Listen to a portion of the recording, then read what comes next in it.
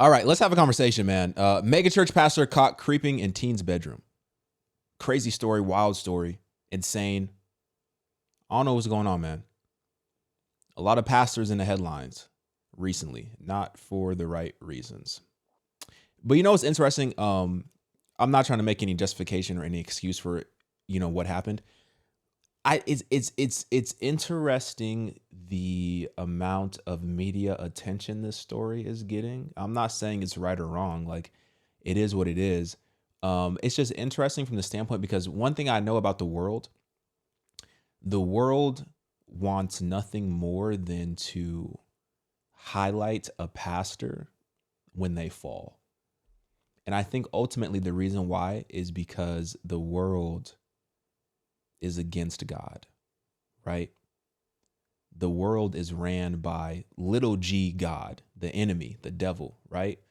And when you have these stories, when you have these headlines, I think for a lot of media publications, they're so intoxicating because it's like the hypocrisy, like a pastor is caught doing XYZ, the hypocrisy. And it's a beautiful moment for the media, for secular media, to highlight these moments in an effort to discredit God, right? If your God is so good and if your God is so holy, then how come you have these pastors doing XYZ, right? But here's the thing. And like I said, I'm not making any excuses for the actions that he did because he's already been convicted as guilty. So those are crazy, insane, disgusting things that he did, right? But at the same time, God is still perfect. God is still holy. God is still righteous. Jesus Christ, sinless. Jesus Christ died on the cross, right? He took on the penalty that we deserve because the Bible says that all have fallen short of the glory of God. We have all sinned, and the wages of sin is death. Jesus took that upon himself, died on the cross, rose again, defeated death, and now offers a free gift of salvation for us to receive. The gospel is still good. The gospel is still the good news. And this story just highlights even more the need for the gospel. And this is another reminder why you can't idolize these pastors. You can't put them on a pedestal. You can't make them greater than what they are, because at the end of the day, they're humans like anybody else, and they need Jesus as well. Now, with that being said, let's get into this story. Megachurch pastor caught creeping in a teen's bedroom. This stems from a very long stalking case that has been going on, I think, since like 2012 or something like that. This all took place in Virginia. I'm going to play this video. I'm going to be pausing it from time to time to kind of give you my commentary, give you my feedback. But let's start at the very beginning. If you have a home security system or a doorbell camera, you've probably received notifications before that you didn't expect, and it might be someone dropping off a delivery or maybe just the wind. That was not the case when single mom Marie Columna says she got a notification in November of 2023 when she was out of town. Inside her kitchen, this is what she saw. A man with a flashlight inside her home. She told a local TV station in Virginia she was yelling as she watched this play out inside her kitchen. And then the part that was even more shocking is she knew exactly who this person was. We raise as one body, under one head, in the power of one spirit, and we walk into the midst of a broken world. This is Sergio Guardia, and this is video on YouTube of him preaching in 2020 at the Fellowship Community Church in Virginia. Guardia was once a minister at the Thomas Road Baptist Church in Lynchburg, Virginia, according to WSET-TV. That church is one of the most celebrated churches in the Baptist faith. It sits on the campus of Liberty University. It was founded by the late Jerry Falwell Sr. Local media says that Guardia is no longer a pastor at Thomas Road Baptist Church, but Columna says he was when she was a member of the congregation until 2016. She told WSET-TV that she left the church because he made her feel uncomfortable multiple times. She said that Guardia first said he wanted to help her when she got a divorce, but then he started to stalk her and did so for about 6 years until she left that church. She said she then cut off communication with Guardia and his family. And yet, at 11:30 p.m. on November 10th, 2023, there he was in her kitchen carrying a flashlight, dressed in sweats. And if this story couldn't get... So the crazy part is he enters, right? He enters. And I don't know, bro. She was out of town. She wasn't in town. But he enters through the side door, back door. I don't know what it is, but he got in fairly easily. I don't know if I don't know if he picked the lock or what, but he got in very easily. Not to say that that makes it okay. He shouldn't have been in the house in the first place. But he enters the house. He looks at the camera. He notices the camera. And then upon noticing the camera, he immediately leaves because he recognizes that he is on video, right? But then he comes back the next night. So he comes in the first night, boom, walks in, sees the camera. Oh crap, leaves, right? He comes back again the second night. The boldness and audacity of this dude. He comes back a second night. That second night he comes in, he doesn't care about the camera. He goes into the daughter's bedroom and does God knows what in the daughter's bedroom for X amount of time, right? Crazy. And then I guess, is this footage of when they come in? I didn't know there was footage of when they came in to arrest him. Let me see what this is.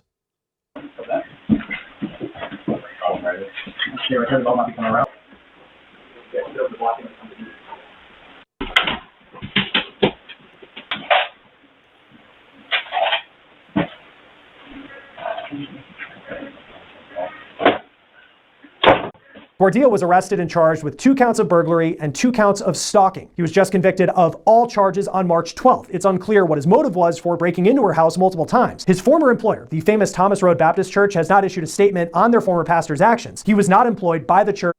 So they actually did issue a statement. Let me read it to you.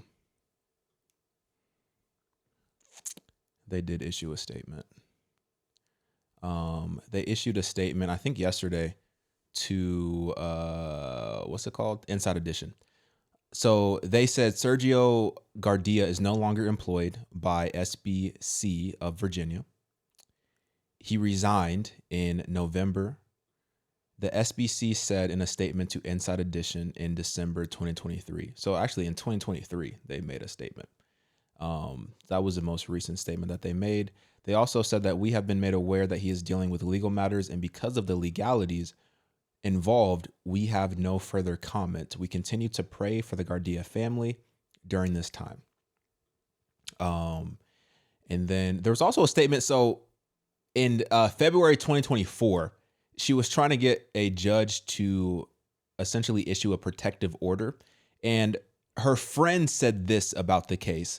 She said she should have a protective order because who knows why he was going into her house. Who knows why he was going into her daughter's bedroom? I think she definitely needs to have a protective order for that, said Easter. This is one of her friends. He was her pastor. So there's this level of what I would call spiritual abuse, where he's in a position of power and trust over her, which makes a person more vulnerable, which is absolutely true. Which is absolutely true. You have these individuals who have this power. They have this status within the church, this leadership status that has been given to them. And unfortunately, sometimes people can use that spiritual status that they have within the church to be abusive. And that seems to be exactly what happened in this case. Now, I guess,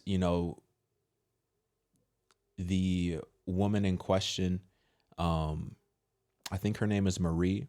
Her and her husband started to attend that church in Virginia, the Baptist church in Virginia in 2011. So one thing led to another. I don't know what happened, but her and her husband ended up getting a divorce.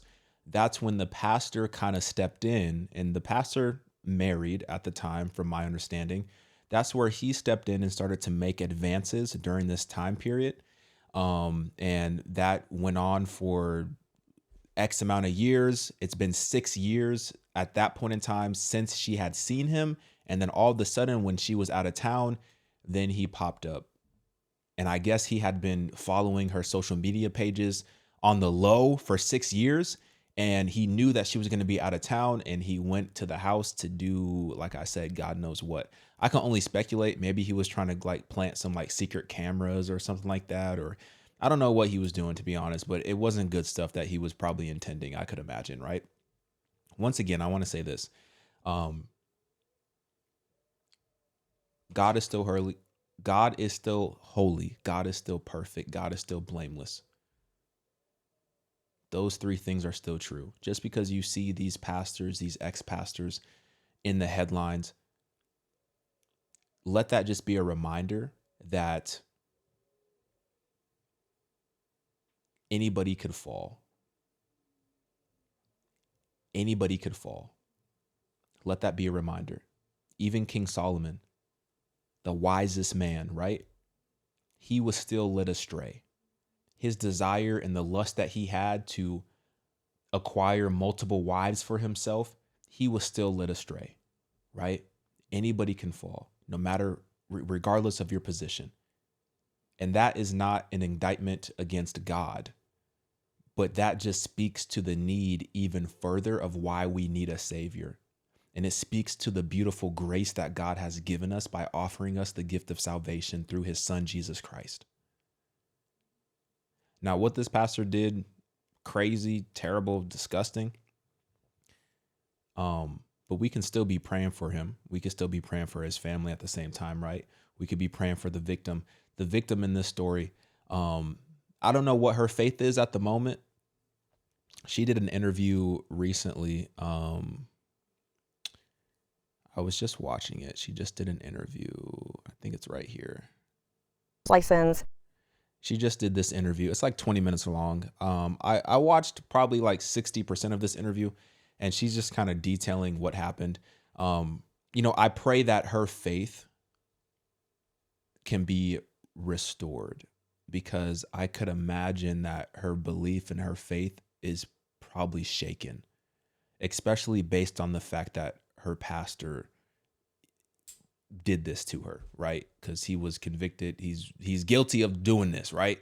I could imagine that her faith could be shaken, and I just pray that Jesus meets her in this very place of confusion that she may be in, and provides that clarity that only he can provide to her in this moment.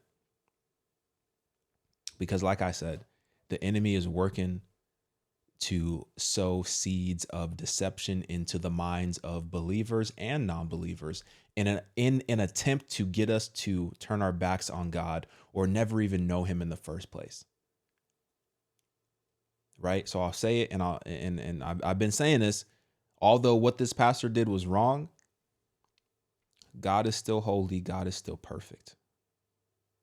Seek him for yourself. Seek God for yourself.